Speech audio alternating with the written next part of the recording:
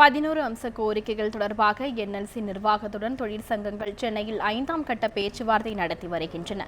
இது குறித்த விரிவான தகவல்களை தொலைபேசி வாயிலாக நமது செய்தியாளர் தேவாவிடம் கேட்கலாம்.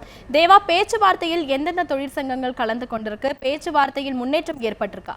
தமிழகத்தின் மின் தேவையை பூர்த்தி செய்வதிலே நெய்வேலி பழுப்பு நிலக்கரி நிறுவனம் ஒரு முக்கிய பங்காற்றுகிறது. இந்த நிறுவனத்திலே மொத்தம் 13,000 சுமார் 13,000 ஒப்பந்த தொழிலாளர்கள் அங்கு பணியாற்றி வருகிறார்கள். இந்த தொழிலாளர்கள் தங்களுடைய 11 அம்ச கோரிக்கைகள், அதாவது தங்களை பணி நிரந்தரம் செய்ய வேண்டும். பல வருடங்களாக நாங்கள் ஒப்பந்த அடிப்படையிலே பணியாற்றி வருகிறோம். தங்களை பணி நிரந்தரம் செய்ய வேண்டும், தங்களுக்கு குடியிருப்புகள் கட்டித்தர வேண்டும், மருத்துவ வசதிகள் செய்து தர வேண்டும் என்பது உள்ளிட்ட 11 ஏற்கனவே பலகட்ட போராட்டங்களையும் அறிவித்துள்ளனர். இது தொடர்பாக நீதிமன்றத்தையும் அவர்கள் நாடி அது தொடர்பான தீர்ப்பு தங்களுக்கு சாதகம், அதாவது ஒப்பந்த தொழிலாளர்களை பணி நிரந்தரம் செய்ய வேண்டும் என்று உத்தரவும் வாங்கியுள்ளனர்.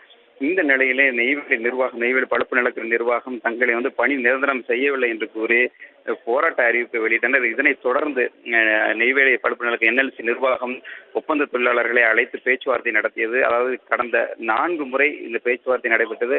ஒவ்வொரு முறையும், அதாவது பேச்சுவார்த்தையிடையே நிர்வாக தரப்பிற்கும் தொழிற்சங்கத்துக்கும் இடையே உள்ள உடன்பாடுகள், அதாவது கருத்துக்கள் தொடர்பாக உடன்பாடுகள் ஏற்படாததால் அந்த பேச்சுவார்த்தைகள் தோல்வியடைந்து இந்த நிலையில் 5ஆம் கட்டமாக இன்று சென்னை நுங்கம்பாக்கத்தில் உள்ள மத்திய அரசு அலுவலகங்கள் அமைந்துள்ள சாஸ்திரி பவனில் பேச்சுவார்த்தை நடக்கிறது.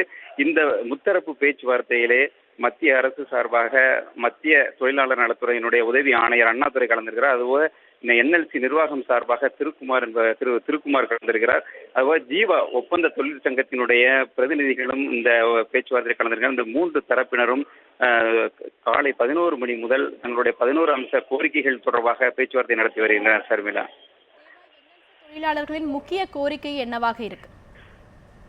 அதாவது ஏற்கனவே கூறியது போன்று ஒரு 11 அம்ச கோரிக்கைகளை வலியுறுத்துகின்றனர். அதாவது நிரந்தர தொழிலாளர்களை போன்று தங்களுக்கும் மருத்துவ வசதிகள் செய்து தர வேண்டும், விடுமுறைகள் தங்களுக்கு அதற்கேற்ப விடுமுறைகள் அளிக்கப்பட வேண்டும், தங்களை மிக மிக முக்கியமாக தங்களை பணி நிரந்தரம் செய்ய வேண்டும். நாங்கள் பல ஆண்டுகளாக ஒப்பந்த அடிப்படையிலேயே பணியாற்றி வருகிறோம், தங்களை பணி நிரந்தரம் செய்ய வேண்டும். அதுபோக நீண்ட காலமாக பணியாற்றி வரும் தங்களுக்கு குடியிருப்புகளை கட்டித்தர வேண்டும்.